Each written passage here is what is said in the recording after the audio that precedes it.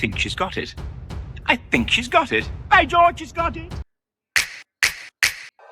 Like you, be strong to hold the powers of the sun.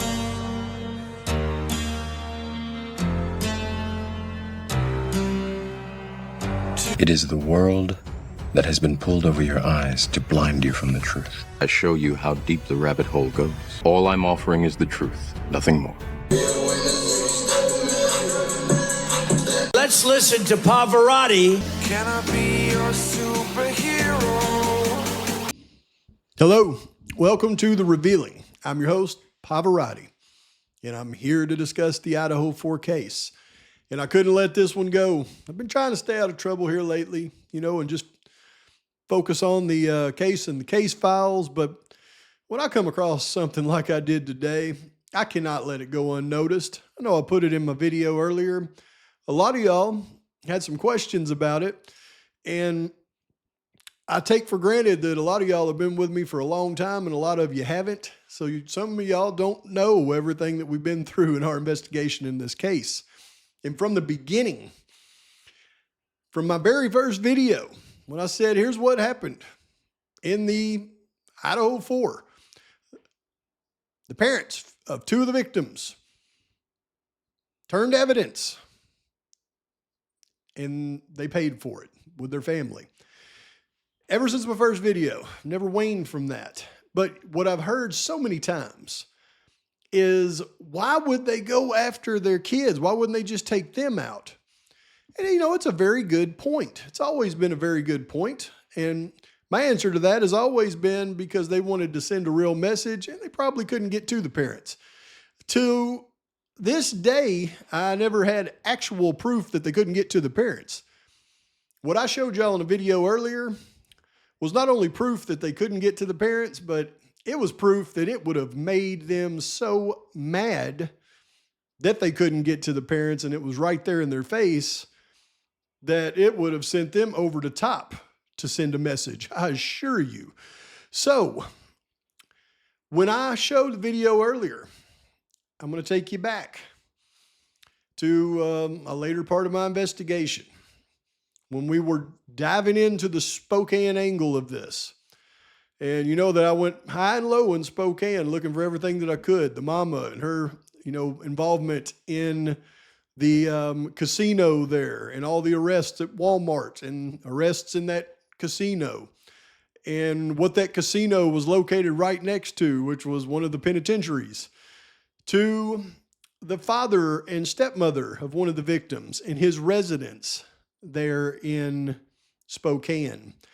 And how my interpretation of what I discovered was it was his residence where the narcotics would come in from Seattle and Tacoma to his residence in Spokane, and then it would go from there to another residence in Coeur d'Alene. The residence that I showed y'all earlier in October of 2022, just before the atrocity, was the father and the stepmother's Spokane residence. The Pacifica that you see sitting out in front watching that residence was a protected unit working, no doubt, for the OCD ETF.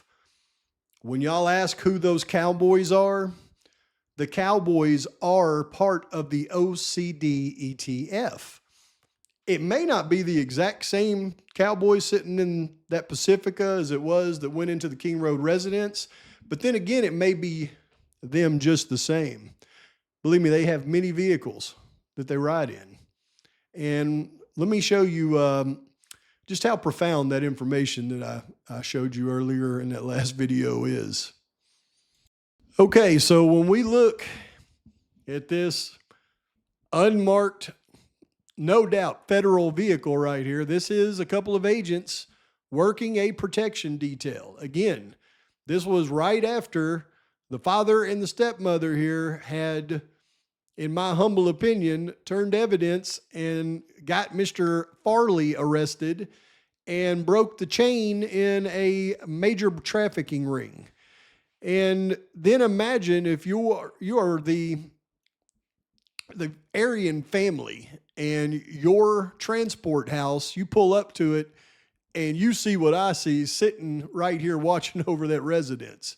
If any suspicions you had that they were the ones that turned evidence, they would be gone at that point, and you would know beyond a shadow of a doubt. But you would also know that doing the hit on them is not a smart proposition when you've got them on a protection detail sitting right in front of their house watching everything. So you would then have to regroup and figure out another way to shut them up and send a message to them. And we all know what that message was now, but it wasn't just them. It was the mother in the case also. She worked with them, and she did the exact same thing, and they knew it. So this right here, let's take a look. Here's a rear view of it. Again, this is the house that they resided in at that time. That was no doubt the transport house. And you can see this unmarked unit right here. It blows my mind when I pulled this up on Google Maps and I was just snooping around Spokane and I went to their house, and I don't know how I missed this last time, but boom, Google captured you know how long that thing had to be sitting there for Google to capture the protection detail watching the house? My goodness. But you want to know who those Cowboys are? It's this group right here. It's called the OCDETF. Now, this is a conglomerate of the FBI, the DEA, state and local agencies. And it's run by the federal prosecutors in the district. But these agents, they could be FBI, they could be DEA, they could be federal marshals. It doesn't matter. They all fall under the umbrella of the OCDETF. And that is the Organized Crime Drug Enforcement Task Force. And one thing about these guys, this picture of these two fellas sitting here in this Pacifica in October of 2022, this was about a month before you see these Cowboys at the King Road residence. So while I bet that was a stressful month for them and they changed their clothes, one thing about guys is we'll change our clothes, but we're kind of fond of our hats. We don't change those too often. You know, we like to keep those because that's just the hat becomes part of our body.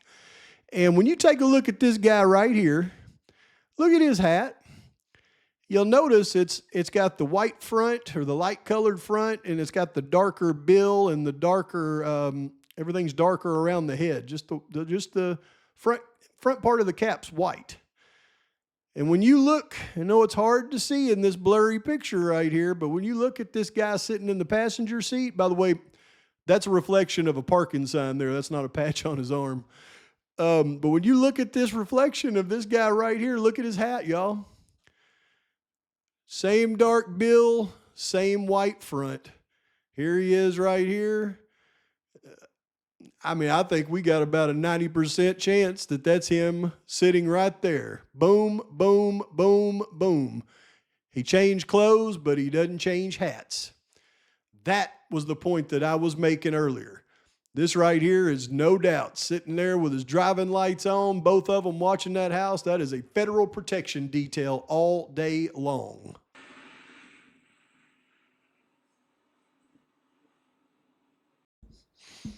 No way I could let that bombshell go unnoticed or mix it in with another video with a lot of other information, because that one is a true bombshell. That is the father and the stepmother that just got a extended protective order over her and her daughter added to the case. Her and her husband, who already had a protective order on him from the case, that is those two. That was the residence in Spokane right before the atrocity in October of 2022 with federal agents on a protection detail in front of their home. They couldn't get to them, so they went to others. Please like and subscribe to the channel. Post your comments, thoughts, criticisms. Till next time, Pavarotti's out. Oh, gonna give it a shot. Only one of me to shield you all from the